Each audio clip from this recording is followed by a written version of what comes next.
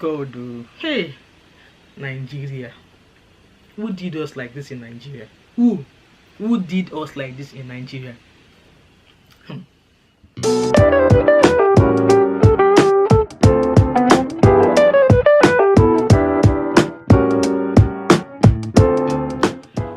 Hi everyone, welcome back to my channel. My name is Wemimo and I'm also known as TMO5 and I'm also known as TMO5 Kind of Cool. If you're new to my channel, welcome, and if you're a returning subscriber, thank you for always coming back.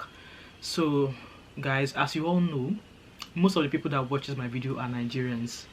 I think 53% of people on my channel are from Nigeria, about 40 are from the UK, and the remaining from the US and all over the world. And there are some things going on in Nigeria right now. Like, I'm a Nigerian, I'm a proud Nigerian in the abroad, and Nigeria will still always be in my heart because I have people that I love back home in Nigeria. And again, what's the dollar exchange rate for today again? I can't even remember, but I'll pop it on the screen as of today how much the dollar is to naira.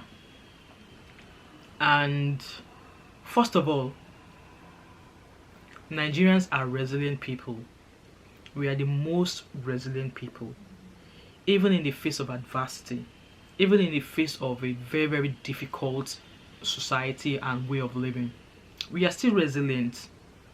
But I saw a few things on the street of social media, and I was like, I need to come and talk about this because Nigeria will always have my heart. I'm looking forward to going back to Nigeria at some point, but tickets I saw how much a Nigerian ticket is, like Lagos to Nigeria, Abi Lagos to UK or UK to Nigeria. The cost of it from Nigeria to UK, it's alarming. And this is because obviously of the increase in dollar or something like that. And also, cost of living is everywhere. I've started to see videos of cost of living in Canada, cost of living in Australia. Cost of living is everywhere. And the one that kind of like makes me upset is the fact that people are struggling back home in Nigeria. I know that for a fact. But what's our government doing about it? I saw a video of Kwamwan Wasua in the singing that he still believes that Tinubu is going to do something. Tinubu is going to do something. I'll pop the video there for you guys can watch.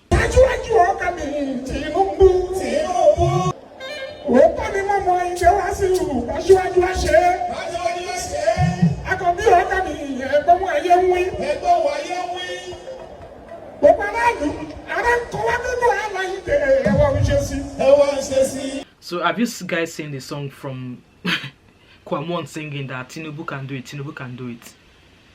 And I've read comments of where people said Tinubu never promised us any mandates. Those of you that are standing on all this song, I saw a song of a few children singing, "We are standing on your mandate." What mandate? From the removal of subsidy to food going hike in prices, electricity hike, landlords can increase rent as they like, buildings being brought down because some shady people in government have sold lands they're not supposed to sell. Like, the government is just making things difficult for even the standard Nigerian cannot even survive with it. Even obviously a few of the rich are now complaining because if Kwamwan can sing that Tinubu should come and do something, that he knows Tinubu can still do something, some of the rich people are starting to feel the bites. But where is Nigeria going with this government? What actually, in my own opinion, I still believe Tinubu did not win the election square. He did not win it. The election was snatched. The election was snatched. Tinubu did not win the election. So for all of you who have an answer to what Tinubu could do to save Nigeria, please drop it in the comment section. Drop it, because for me, I don't have the answer or the resolution to how things could get better in Nigeria, because it's been a long time I've been away from Nigeria and I don't know the insights of all that is going on. But I see a few things and I'm just like, but then with everything in general, what should Tinubu government be doing? Because obviously, you want to be a president, you are the president, but what are you doing for your citizens? How are you making things better?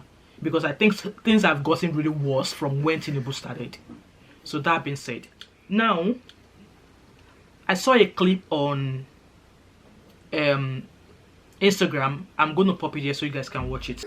You know, so if you want to get a license, let me ask you this: would you want to own a gun yourself? Would you want to be able to defend yourself if you are attacked by armed robbers or by kidnappers in your own home? Would you want to be able to defend your children and your wife if you are attacked? I mean, you're telling me no, you don't want to handle a gun. If you don't want to handle a gun, that's your problem. Then don't handle a gun. But there are many people out there who want to be given the opportunity to defend themselves. So I speak on behalf of those ones, not for people like you who might not want to have a gun, who are vulnerable, but you want to remain vulnerable. But you know that the police and the military cannot defend you. So as you guys can see from that clip, that Nedunwoku is advocating for guns, firearms in Nigeria. Nedunwoku wants Nigerians to be going about with their own guns. From his reasons, he's saying it because there's no security, there's no safety, that you need to protect your family. Some Nigerians that their brain boat has gone unscrewed. You want them to not have their own guns. The US have such and they are regretting it. The US have gun laws. I mean, people can go about with guns as long as they are licensed, and they are regretting it. Do you know how many teenagers have gone into schools to blow up schools, like, you know, kids in schools, because of these stupid guns laws they are allowed to have? So now a Nigerian politician whom I've not heard good thing about before. How did I get to know him? I got to know him because he married a young girl. I think he's 60 something, and he married a young girl. Well, anything can happen. They said love happen in between, I mean, in most strange places. But the things I've heard about Nedunwoku, it's more of like him snatching people's lands, and then when they stand up to him, he gets them arrested, locks them up, like a politician misusing his power. So for someone who actually take people's land forcefully and give them peace as money, or chicken change as money for the land he took, and if they don't agree with him, he gets them jailed.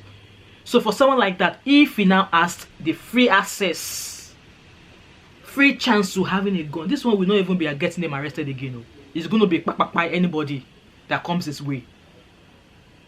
Like, guys, let me know. Do you think the way forward with Nigerians right now is that we should be allowed to carry our own firearms? Is that the way forward? Obviously, he's talking from these several kidnappings that have been going on. You know, kidnappings. I mean, there was a recent one whereby a family of 5 were kidnapped and they had to pay ransom. Obviously, that's what brought up about this conversation of like there's no safety in Nigeria, that we should have access to our own firearms. Like, no, for me, I don't support gun. I don't support as Africans or Nigerians. Like, I'm in Nigeria. I don't support Nigerians having a gun, because we have guns in the hands of police officers and they are misusing it. So tell me what an average man or average Nigerian will do when they have a gun. We saw a video of where a girl stood up to a man who bashed his car, and this guy beat her up blue black just because she said, "Oga, you broke the bumper of my car." You can imagine if such man has a gun, he'll probably kill that girl. Like Nedunwoku, no. That advocacy for gun, People, let me know in your comment section if you think that's something that we need in Nigeria. And also, I also want to touch on the issue of kidnappings as well. Like, police are saying ransom should not be paid to kidnappers. And I think I saw a video where a police commissioner or police, I don't know how they banned them with this. I don't know how they rank them. It was saying that crowdfunding or creating a GoFund means to solicit for money for ransom is an offense. Like, Nigerian police wants us to trust in them. What are they doing in terms of security wise? Like, okay, you've been given an intel that a family was kidnapped on so road in Abuja. and they've reported. What has the police done in that instance? What have they done? I mean, we've heard numerous cases of other kidnaps, like two Yoruba monarchs were killed recently. I've not heard any other monarchs, seen any monarchs come out to condemn that act. I have not seen the president of Nigeria come to address these kidnappings, even when it meant children are being killed. There was another news of a school bus filled with children being kidnapped. The police are not saying anything about it. Tinubu is not out here to address these kidnappings. The police are asking us to trust them. But this is the police who would ask you to pay 3,000 naira before they could allow you write a statement. And recently, Laura Ikeji asked Tinubu that, no, how can celebrities help? And there was another guy again, I can't remember his name. He had an open letter to Tinubu, and that open letter was magic. Like, it was well said, no form of insult. I'm going to pop that video for you guys to watch at the end of my outro, so you guys can watch this video. It was well said. Like, which way for Nigeria? Guys, let me know in your comment section. How have you been impacted with all of these things going on in Nigeria? How are those of you who are in Nigeria coping? I know there's lack of jobs. Doctors are jackpying. Nurses are leaving. Like, almost everybody wants to jackpot. Let me know, guys, how you guys are going. Like, especially for those of you who are watching me from Nigeria, how are you guys doing? How are you guys feeling? How are you guys fearing? Like, there's so many things happening in Nigeria right now. I wish I could get a wand, swirl it, and say, let there be peace in Nigeria, but I don't have such power. So guys, let me know in the comment section these things I've mentioned in my video. Let me know what you think of it. What's your opinion? The guns, the, like, Tinubu not coming out. Obviously, Tinubu's wife said we should be praying. We should be praying. People are getting kidnapped and killed. Some, they got kidnapped, they paid ransom, and they still killed them. And the president of Nigeria's wife said we should be praying. What happens to the police that we have? What happens to the military, the army that we have? How are they making use of all these people to bring safety back to Nigeria? Like, guys, let me know what you think of all these things I've touched on in the video. Okay? And I'll pop the video of that. I can't remember his name, but I'm sure maybe he's a CNN presenter, of the open letter he wrote to Tinubu. I'll pop it at the end of this video so you can watch it. Anyway, guys, this is the end of my video. Let me know what you think. Like I said, don't forget to like, drop your comment respectfully in the comment section, subscribe if you're yet to do so, turn on the post notification so you don't miss any other video from me, and share this video so we can all come up with our, with our thoughts. And I'll catch up with you in my next one. All right, bye. Here is my final word tonight. Mr. President, Senator Bola Tinubu, it is to you tonight that I bring the burden and plight of our people too. I trust this message finds you in good health and high spirits as you continue to navigate the intricate responsibilities that come with the esteemed position you hold. It is with a heavy heart and deep concern that I pass this message on the current state of our beloved nation, Nigeria. In a time when the heartbeat of our nation is racing with fear and the very fabric of our society is tearing at the seams, we stand at a crossroads. President Tinubu, the nation calls for your undivided attention as you embark on a private visit to France. Our beloved Nigeria is grappling with unprecedented challenges that demand urgent and decisive action. Kidnapping and abductions are the order of the day. From Lagos to Kaduna, Taraba, and violent and criminal activities have pervaded our land. Even in the heart of our nation's capital, the audacity of kidnappers has become a sinister reality, striking fear into the hearts of our people. Our citizens are living in constant fear, unsure of their safety and the safety of their loved ones. This is not the Nigeria we dreamed of, not the renewed hope that was promised.